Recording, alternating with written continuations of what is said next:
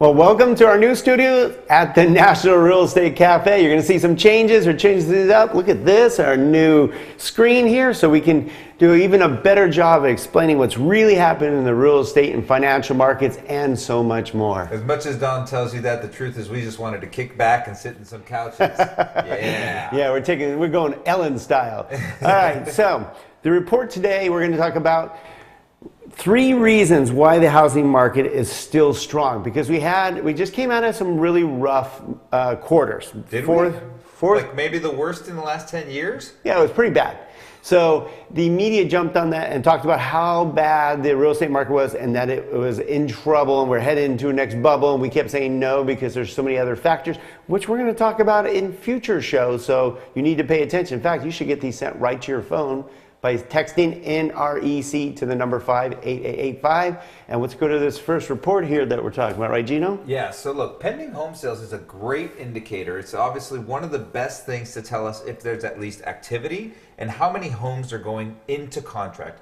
Being in contract is a precursor to closing. So we talk about all the time how a lot of the reports have like a 3 or 4 month lag factor because you're looking at closings and it takes them a while to compile the data.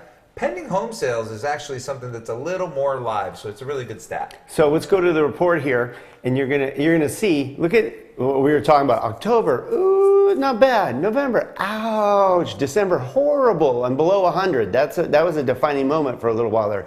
But as you can see, we've been stepping back up, and March was super strong. So the housing market is looking strong. We're still low on inventory. Now that's still looking at March. I can tell you that April is better and things are getting nice. The market's heating up, interest rates are staying low, employment's at full, so things look rosy. Let's look at the next report. All right, here's the next report here. I'll let you handle this one, Don. All right, this is the housing index. Basically, this is builder confidence, because the other piece of the pie is not just pending home sales or purchase, it's what's going to happen in the future, and that's what everybody's worried about, the recession coming or housing bubble. But wait a minute, if the builders are confident, that means they feel very confident that they should be building more homes for the future. Because what? It's a year or 2 out usually in most cases. At least. Sometimes more. In because California, it could be a decade. Yeah, and if it's just permits, it could be a decade. So good news is we're back up. Let's jump on this report a little tighter. You can see that we're up from 63. Anything above 50s says that basically we're on the upswing, and we went from 63 to 66 and really strong in certain areas. Well, obviously. Look at the West, Don. It's because we continue to have an inventory shortage in the West, particularly in California, but an inventory shortage in the West, so builders are confident they can build there comfortably and they're not going to have problems. And they have the weather for that too. That's true. All right, let's take a look at the third one, and probably one of our favorites here. All right. And we've got the CoreLogic Home Price Index. CoreLogic is definitely the most reliable source of information that we have. Again, even though there's a delay factor, it's very reliable information.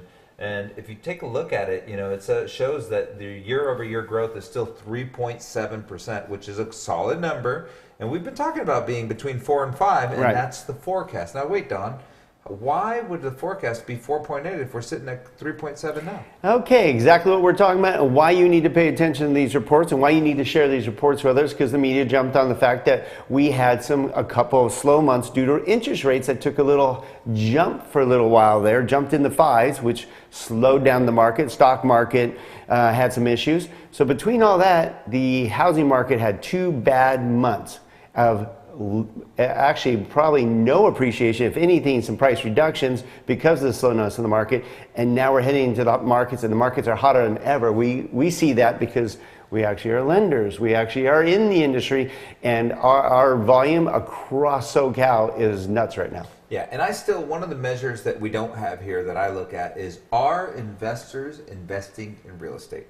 And if the answer is yes, then it's safe for homeowners too. All right, so the good news is the housing market is still strong. So stay tuned for the next few reports. We're going to show you some more reasons why it's strong and some more reasons why you can't wait. You need to get in now. Check us out at donandgino.com. Hey, thank you, Gino.